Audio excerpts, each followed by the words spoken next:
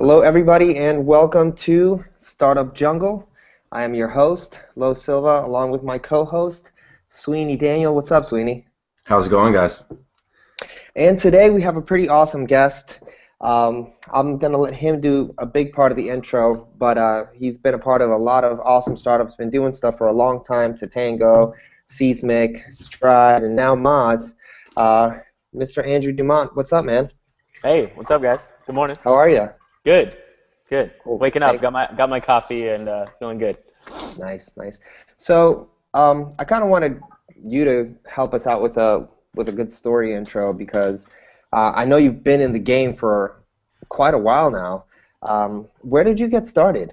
Yeah, it was funny when I started in startups. I actually, I had always wanted to be a stockbroker for some reason. Growing up, I think I watched a lot of Wall Street and a lot of Boiler Room and that sort of thing, and that kind of got me turned on to that world. And I always thought that's kind of what I wanted to do. But while I was in college, I actually got involved with this startup called Tatango. Video, right? What's that? They were video, right? No, they were group text messaging, actually. Like, this is back in, 2008. Actually, 2007, I think. It was just, some guy and a developer working in their parents' basement. And, I needed a job because I was in college and poor. So I decided to go down and help them out. And, it just kind of started very basic, helping out with kind of some mundane things. And then it grew from there, and I ended up dropping out of school and working on it full time. And that's kind of where I fell in love with the concept of startups and building companies. And I did that for about 3 years, and I actually went back and finished my degree after that. But it was just this kind of instant love affair with it as soon as I got involved with it. Back when I was 18 at the time when I first did that. So, yeah, I guess it has been a while in the game. So, it's been fun. That's cool, man. And what were I know after that you went over to Seesmic, which was acquired by Twitter and was a social media more on the Twitter kind of aggregation kind of site, right? What was your role there? Yeah, so I was running biz dev there, which basically, biz dev is kind of a catch-all term for a lot of marketing and growth functions. But at Seesmic specifically, it was managing the marketing and business development team, as well as we had this platform that we wanted third-party integrations to come into this desktop application. So a lot of it was building that base of integrations on that core platform that we were building out, which was Seesmic Desktop at the time. Did you guys know you guys wanted to be acquired, or did it kind of just happen? Well, that's the nature of a company like that raises. We raised a lot of money. I think we raised 16 million, and there wasn't a clear revenue model, to be honest with you. So it's kind of one of those things where you get in a position where you're losing money and you don't have a clear revenue model, and you got to kind of figure something out. And luckily, we were able to find an acquisition. That's awesome. So while you were there, is that when you started Stride? And for those who don't know, let's give them an explanation of what Stride is. Yeah, sure. No, I was actually at Moz when I started Stride. Okay. So basically, when I was working at Moz, I needed to manage, deal flow essentially because I was a biz dev director at Moz, there's a difference between biz dev and sales. Sales is very high volume, just kind of pick up the phone and start calling people. Biz dev is not like that. You have a smaller number of very high value deals that take a very, very long time. So what I found myself doing is I was trying to use, Salesforce and High-Rise and tools like that, and they just really weren't built for, for people that weren't full-time salespeople. So I got together with a few buddies over a couple weekends, and we built it. And I think we built it in a total of 48 hours of just heads down time. And we launched it, and it started doing really, really well. A lot of small businesses took it. We really focused on user experience and design, and we made it as simple as possible. It did pretty well. And while I was at Moz, it was about a year and a half, kind of time frame. We ended up selling Stride to to Neil Patel and Heaton Shah, who run Crazy Egg and Kissmetrics. So yeah, it was a great outcome for us, and it was a ton of fun building that. So let's talk a little bit more about that, and then I want to talk a little bit about Moz. But let's talk about essentially Stride was your side hustle, right? Yeah, yeah. So for people that are listening that don't have venture-backed funding and don't have a very big nest egg or anything like that right now, they're just kind of hustling and grinding. What are some suggestions for let's just say their software app or any kind of startup that they have? But let's focus a little bit more for the sake of conversation on software-based stuff to get started, to move a little bit with BizDev and kind of use BizDev to move their startup forward. Yeah. So do you mean how to use BizDev to grow the company, or just how to go about the process of starting a side project? To grow the company. Okay. Yeah. Well, I think actually let me tell you a little bit about why I decided to end up because it's a lot of work that you have to put in, obviously, to do a side project. And I think when I started Stride, I was there's only so much that you can especially at a larger company. I think Moz was 100 and some people at the time, and my focus was very focused on BizDev, right? And for me to be really happy, I need to be learning constantly and learning at a very fast pace. And for me, it just wasn't really happening at Moz in my current role. I couldn't play with dev. I couldn't play with design. I couldn't play with all these other things. So I wanted to find an outlet for that. And that's a great way, or that's a great time to start a side project. So that's kind of how I really started pushing on Stride. And for a side project to work, just in terms of like making the time work out, what I did is I started really early in the morning. I would come into Moz at like 6, 7 o'clock, and I would work until about 4 or 5. And then as soon as I left work, I would switch everything over to Stride. And I would literally just have 2 work days. And that's really the only way to do a side project.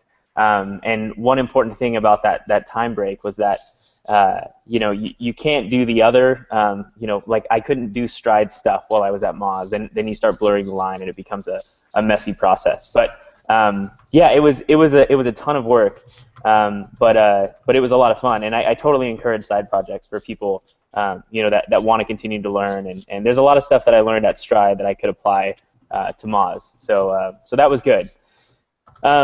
Yeah, and do you want me to talk a little bit about how I use BizDev to grow Stride? Yeah, and also, because I want to talk a little bit about what you're doing, what your role with Moz on what you guys are doing now for BizDev. Sure.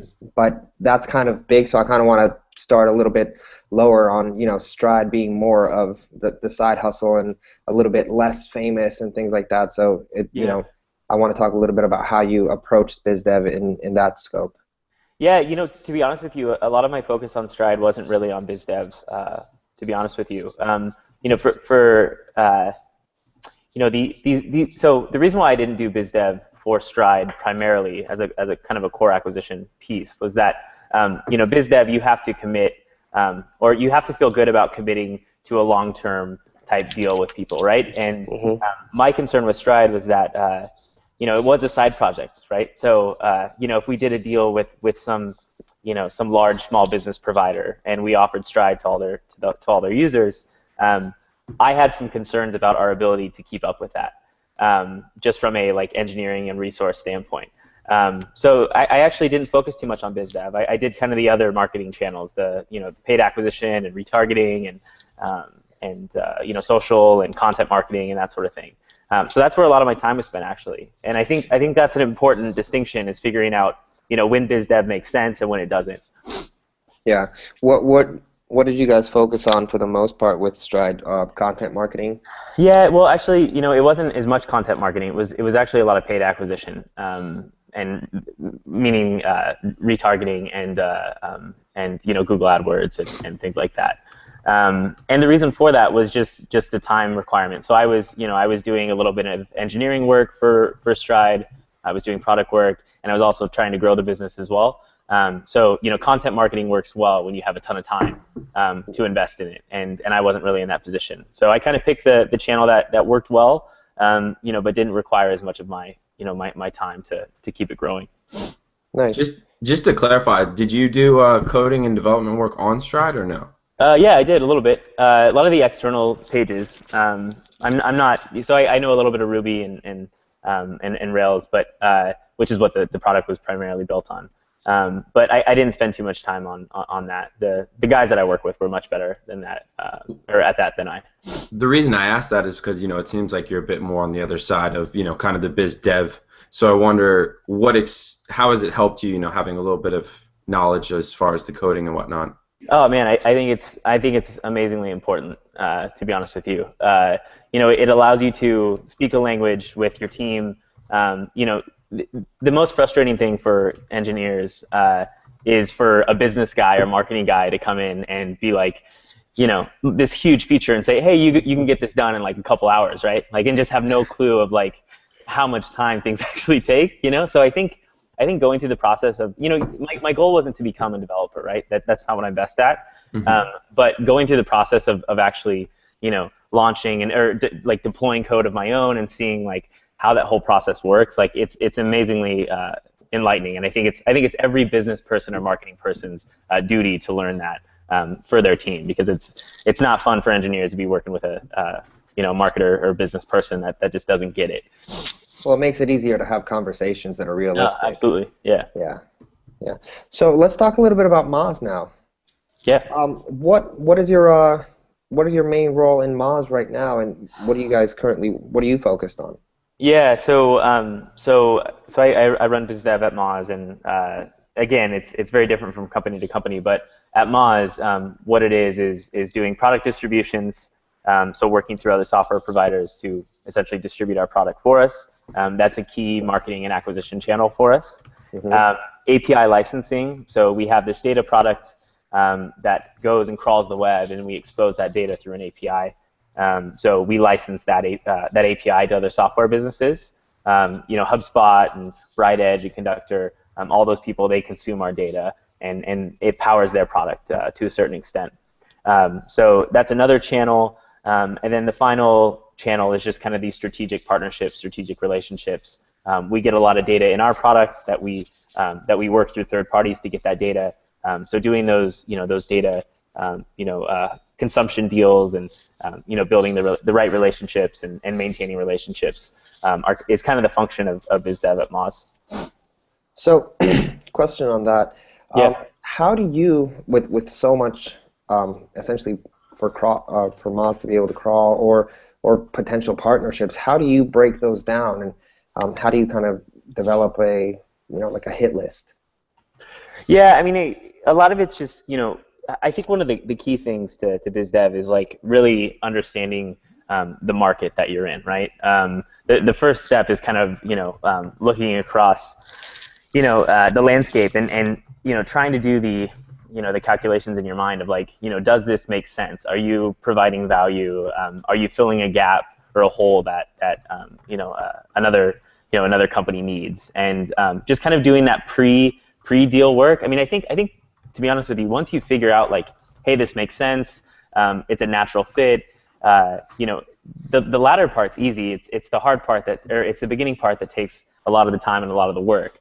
Doing the actual deal isn't very hard if it makes sense, to both sides.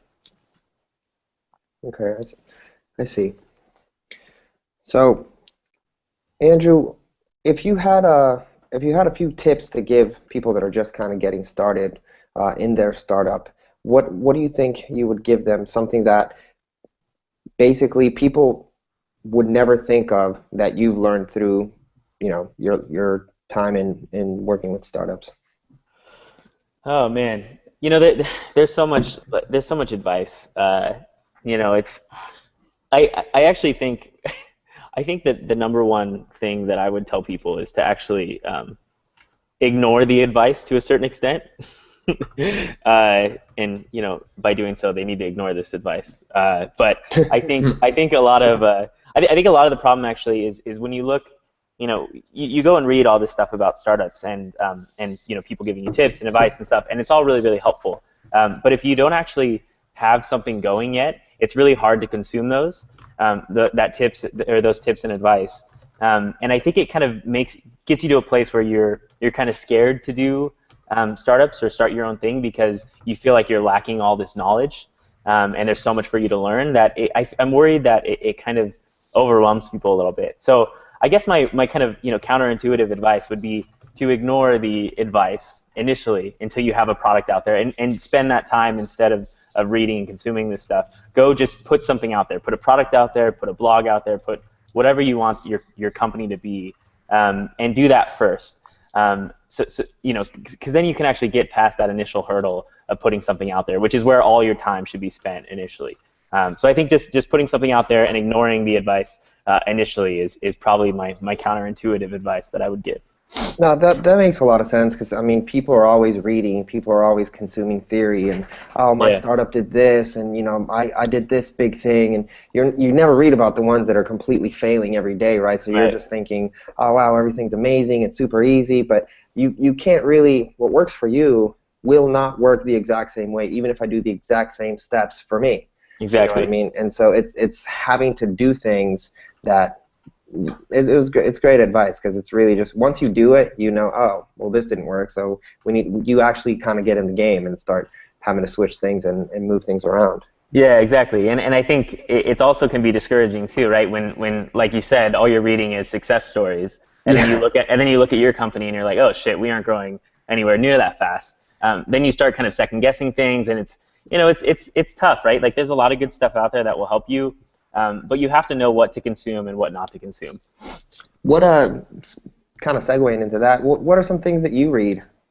Yeah, I mean, I read a lot of the kind of standard stuff. I spend a lot of time on Hacker News, just because it's kind of a good mix of intellectual type of articles as well as startup related articles. I've been reading a lot on Union Square Ventures as well. Fred Wilson's blog is fantastic. But Union Square Ventures, their feed is basically a Hacker News type thing, but for kind of startups specifically. So I read that a lot. I really like Mark Schuster's blog, both sides of the table. I like that a lot. And then I actually even recently have been reading a lot of Value Ag as well, just because I like the they kind of give you a non-bullshit type of news. On kind of Silicon Valley and startups, so they kind of break down like the fluff and just kind of give you the news as it is. So I actually been really liking Value Ag, to be honest with you. That's cool. Any podcasts? Not really too much podcasts actually. Yeah, just podcast wise. This Week in Startups. Yeah, right. That's my favorite one. Jason does a great job. He's just a great interviewer. He's done I think over 400. Yeah. So you kind of get the swagger after. Yeah, he's a veteran. Yeah, exactly. Well, cool, man. Well, I know that we want to respect your time. I know it's early out there too, so thanks so much for taking the time and everything. So I just wanted to say thank you on behalf of myself and on behalf of Sweeney. And anything you want to say? Any plugs? No plugs. If anybody needs help or has any questions, feel free to reach out to me. I'm hello@andrewdumont.me. Cool, man. Well, thanks again for your time, man. Talk to you soon. Yeah, thank you.